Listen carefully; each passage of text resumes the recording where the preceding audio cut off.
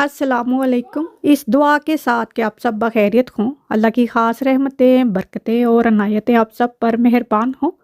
मेरी दिली दुआएं और नेक तमन्नाएं आप सब सुनने वालों के साथ हैं। जब एक 100 दिन रह जाते हैं तब से ही यहाँ सोशल मीडिया पर आना शुरू हो जाता था कि रमज़ान को 100 दिन रह गए हैं। तो अभी देखिए रमज़ान के 15 रोज़े जो हैं वो गुज़र चुके हैं और ये रहमतों बरकतों वाला महीना जितने इंतज़ार के बाद आता है उतनी ही तेज़ी से ये गुज़रता जा रहा है। इस मुबारक और बाबरकत महीने का हर दिन हर लम्हा ही जो है वो फ़जीलत से भरा हुआ है बेशक, लेकिन जुमे का दिन जो है वो बड़ी ही ख़ास अहमियत का हामिल है आम तौर पर भी, लेकिन रमज़ान में इसकी अहमियत जो है वो और ज़्यादा बढ़ जाती है क्योंकि हम मुसलमान जुम्मे वाले दिन जुम्मे की नमाज़ अदा करते हैं और मुस्लिम ममालिक में तो जुम्मे को बाकायदा तौर पर छुट्टी होती है, हर चीज़ ही बंद होती है और रमज़ान के महीने में तो इसकी अहमियत और ज़्यादा बढ़ जाती है। मेरी दुआ है आप सब के रोज़े बहुत ही अच्छे गुज़र रहे हों, सेहत व सलामती के साथ आप रोज़े रख रहे हों और इसी तरह अल्लाह मियाँ आप सबको सेहत व सलामती के साथ ये पूरा महीने के रोज़े रखने नसीब करे।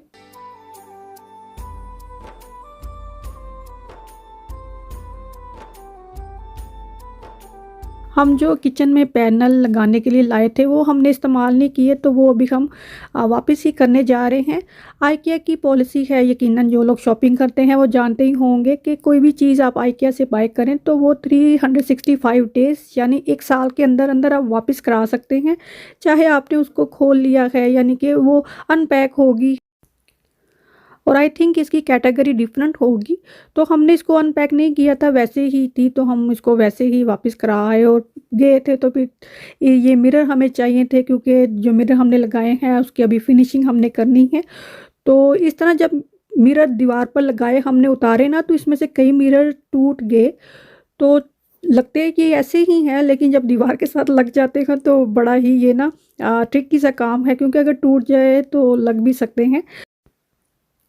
बुरहान जो है वो पिछले साल से माशाल्लाह सारे ही रोज़े रख रहा है, तो उसकी तबीयत थोड़ी ख़राब होगी और उसने जाना था स्कूल ने कहीं लेकर इनको गार्डन में, तो काफ़ी लंबी वॉक करनी थी, तो इसके सर में पहले से दर्द हो रही थी। तो मैंने कहा तुम बेहतर है ना जाओ, मैंने फ़ोन करके बता दिया कि इस वजह से ये स्कूल नहीं आएगा। ये भी टी लाइट होल्डर है और ये रमज़ान के लिए एक आइकिया के पेज पर था और इस तरह के छोटे बड़े साइज़ के थे और रमज़ान की और ईद की पहले कई सालों से ये चीज़ें यहाँ के स्टोरों पर इस तरह नहीं थी, अभी बहुत ज़्यादा ये नज़र आती हैं। आइकिया जाएँ तो वहाँ से कोई शॉपिंग ना करें ये नामुमकिन है। तो चूँकि हमने कोई इतना सामान ख़रीदना नहीं था, बस वही वापस करने थे और मिरर ख़रीदने थे, तो फिर एक राउंड लगाया और कोई चीज़ जो टू बी ऑनेस्ट ऑफ़र पर थी मैंने ज़्यादातर वही ख़रीदी, क्योंकि मुझे चाहिए कुछ नहीं है। और यहाँ पर ये जो टेबल लैंप पड़े हैं, मैं लास्ट टाइम भी गई थी ये वाला और यही कलर चाहिए, तो यहाँ पर अब ये कोई भी नहीं है। पहले तो येलो नहीं थे, ग्रीन और वाइट थे, लेकिन अभी कोई भी नहीं है, तो मुझे ये येलो ही चाहिए। किचन जो हमने एक साइड पर नया बनाया तो उसको काफ़ी लोगों ने पसंद किया, बहुत शुक्रिया।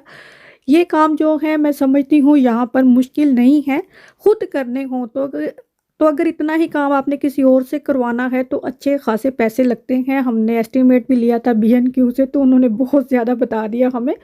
तो ये काम जो है आप खुद कर सकते हैं अगर आपको शौक़ है। तो अभी काफ़ी इसकी फिनिशिंग है जो हमने करनी है, तो वो हम ईद के बाद करेंगे। चूँकि अभी थोड़ा काम इसका हमने और करना है, तो वो सामान भी हमने आइकिया से ही ख़रीदना है। तो अभी हम गए थे, कैसे कह रहे थे अभी हम ख़रीद लेते हैं। मैंने कहा नहीं, कुछ नहीं हमने ख़रीदना, क्योंकि मुझे पता था कैसन ने अगर ये सामान ख़रीद लिया तो इन्होंने घर जाते ही इसको जो है ना बनाना शुरू कर देना है। तो मैंने कहा नहीं, हमने ईद के बाद इसको ख़रीदना है तभी हमने लगाना है। और ये सामान भी हमने ख़रीदा था कि हम ईद के बाद इसको लगाएंगे, लेकिन कैसर को कौन रोके। इस तरह की स्मॉल साइज़ की किचन बिन जो हैं वो आइकिया पर काफ़ी वैरायटी की हैं कि सिंक के नीचे जो अलमारी या ड्रॉ है उसमें ये फ़िक्स करने के लिए हैं, तो हमें वहाँ के लिए नहीं चाहिए। हमने जो बड़ी बिन रखी हुई है किचन में वो हमने उठा देनी है, तो छोटा बैग इसमें लगाया, 1-2 दिन में ही ये जो है इसको या रोज़ के रोज़ ही इसको हमने फेंक देना है। फ्लोर पर जो मैट बिछाए थे वो उठाए, उनको धोना था और वो उठाने के बाद ये रियलाइज़ हुआ कि जो भी चीज़ फर्श पर गिरती है उसको ब्रश से साफ़ किया जा सकता है, तो मैट पे गिर गिर के वो मैट के अंदर ही जज़ब होती चली जाती है, तो वो ज़्यादा खलारा पड़ गया है। तो अभी ये है कि ये मैट हम उठाए ही रखेंगे, बिछाएंगे नहीं। तो थोड़ा सा मैट चाहिए सिंक के पास के पानी के छींटे पड़ जाते हैं, तो वो छोटा सा रग ले आई मैं, तो वो मैंने बिछा दिया। मैं यहाँ पर बिस्कुफ ट्रियल लाचे केक या बिस्कुफ मिल्क केक बना रही हूँ। इंग्रेडिएंट्स की क्वांटिटी मैं डिस्क्रिप्शन बॉक्स में लिख दूँगी या मैं इसको 3 मिनट में भी शेयर कर दूँगी। ट्रियल लाचे आई थिंक ये स्पेनिश वर्ड है और इसका मतलब है ट्रियल लाचे, 3 काइंड ऑफ मिल्क। इसमें वेपोरेट मिल्क, कंडेंस मिल्क और होल मिल्क डाला जाता है और मैं इसको ट्रे बेक बना रही हूँ। तो इसको मैंने बेक होने के लिए ओवन में रख दिया है। लबे शरीर ना बने तो ना बने, तो अभी दोबारा से फिर बन रही है। और केक जब ओवन से निकालें तो उसकी जो सरफेस है उसको थोड़ा टच करके देखें, तो वहीं से पता चल जाता है कि केक जो है वो सॉफ्ट होगा, क्योंकि वो थोड़ा स्पंजी सा फील होता है।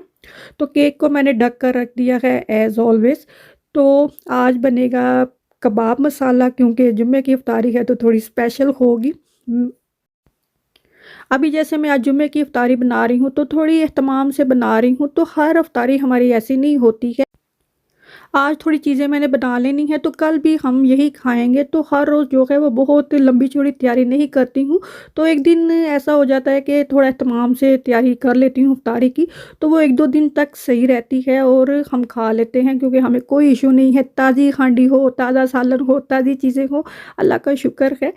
तो खाना मिल रहा है, अल्लाह का शुक्र है, अल्लाह ने हमारे मुकद्दर में रिज़्क लिखा हुआ है। और चूँकि तकरीबन हम सभी रोज़े रखते हैं, तो खाने की भी क्वांटिटी जो है वो मैं उसी हिसाब से बनाती हूँ।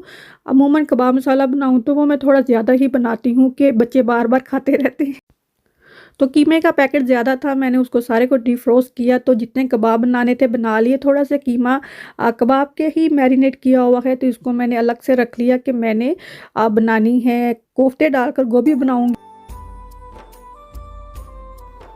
और अभी केक के लिए जो मिल्क है वो बनाना है। इसमें 1 कैन वेपोरेट मिल्क का, 1 कैन कंडेंस मिल्क का और 1 से 1.5 कप इसमें होल मिल्क का डालना है। और जो बिस्कुफ बटर है, कुकी बटर जिसको कहते हैं, वो 2 से 3 टेबलस्पून भर-भर के इसमें डाले हैं। 3 से 4 हरी इलायचियाँ कूट के इसमें डाल दी हैं, मर्ज़ी है तो रहने दें।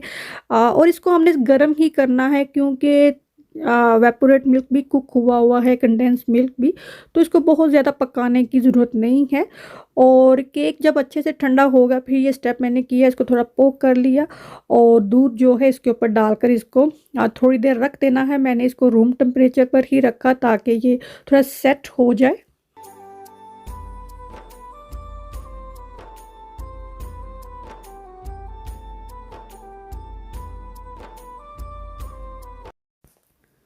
ये जो चना चाट है ये भी मैं हर रोज़ नहीं बनाती हूँ, मेरे बच्चे ये नहीं खाते, मैं और कैसर ही खाते हैं, तो बस मैं उतनी ही बनाती हूँ कि 1-2 दिन ये जो है खाई जाती है। पिछले 2-3 साल में आई थिंक ऐसे भी हुआ है कि रमज़ान में ना स्प्रिंग सीज़न के हॉलीडेज़ आ जाते थे, तो इस दफ़ा नहीं आएँगे। मुझे ये था कि 31st ऑफ मार्च को जो है वो छुट्टियाँ हो जाएँगी, तो ईद जो है वो छुट्टियों में आएगी। लेकिन इस दफ़ा छुट्टियां जो हैं वो 4 अप्रैल से आई थिंक 20-21 अप्रैल तक जाएंगी। तो मैंने कहा ये क्या हो गया, मैं तो ये समझ रही थी कि रोज़े ख़त्म होने हैं तो साथ ही छुट्टियां शुरू हो जानी हैं। तो स्कूल जा रहे हैं बच्चे, रोज़े हैं और छुट्टियां तब होनी है जब नहीं चाहिए कि ईद भी ख़त्म हो जानी है, रोज़े भी गुजर जाने हैं, और तब जो है आई थिंक 2 हफ्तों की छुट्टियां जो हैं वो बच्चों को हो जानी है स्कूल से। अभी केक की आइसिंग क्रीम बना रही हूँ। डबल क्रीम में थोड़ी सी आइसिंग शुगर डाली है, इसको थोड़ा सा मिक्स करना है। फिर इसमें क्रीम चीज़ का एक पूरा टब डाल दिया है, ये आई थिंक 500 ग्राम है इसमें। और अगर रोज़े ना होते तो आधी मैंने बचा लेनी थी, मैं वैसे इसको बहुत खाती हूँ, मुझे ये बहुत अच्छी लगती है। और 2 से 3 चम्मच भर भर के बिस्कुट बटर के डाले हैं, और ये आई थिंक जितना भी ये बोतल में था बिस्कुट बटर वो सारा इस केक में लग गया। थोड़ा केक में डाला, फिर मिल्क में डाला, और अभी जो इसकी आइसिंग बना रही हूँ मैं, आइसिंग क्रीम उसमें डाल दिया है। और इसको अच्छी तरह हमने विप कर लेना है, और फिर केक के ऊपर चाहे तो इसकी पाइपिंग कर लें। मेरा ये था कि मैं पहले पाइपिंग करूँगी, लेकिन चूँकि और भी काम करने हैं तो ये भी किया जा सकता है कि इस तरह इसको स्प्रेड कर दें। और इस तरह से थोड़ा सा जिग-जैग वाला कोई सा भी ऑब्जेक्ट हो तो उससे आप इसको डेकोरेट कर सकते हैं। और यकीन जानिए ये ईद स्पेशल केक है। जो मैंने रास्पबेरी ड्रिज़ल केक बनाया वो भी और ये भी, ये दोनों ईद स्पेशल हैं। इस तरह के जो केक होते हैं ये सुबह नाश्ते में खाने के लिए बेस्ट होते हैं। और चाहें तो थोड़ी-सी जो बची हुई बटर है, कुकी बटर, वो इसके ऊपर स्प्रेड करके थोड़ा-सा इसका पैटर्न सा बना लिया है। और जो बिस्किट हैं उसको बिल्कुल चॉपर में चॉप करके इसके ऊपर हमने स्प्रेड कर देना है। और जैसे भी चाहें आप इस केक को गार्निश कर सकते हैं। हम खुशकिस्मत हैं कि अल्लाह ने हमें फिर से इस साल रमज़ान के रोज़े रखने की सआदत नसीब फरमाई है। और अल्लाह की रहमतों का हम जितना भी शुक्र अदा करें उतना ही कम है। रब्बुल इज़्ज़त इस रहमतों भरे महीने के सदक़े हमारी गलतियाँ ख़ताओं को माफ़ करे, हमारी मुश्किलात को आसान करे और ख़ास तौर पर हम मुस्लिम उम्मत पर अपना ख़ास करम फरमाए, क्योंकि इस वक्त हमें सबसे ज़्यादा जो ज़रूरत है वो यकजहती की है। आप सबके लिए बहुत सारी दुआएं, अपनी दुआओं में हमें भी याद रखा करें। अपना और अपनों का बहुत सारा ख्याल रखें। अल्लाह हाफिज़।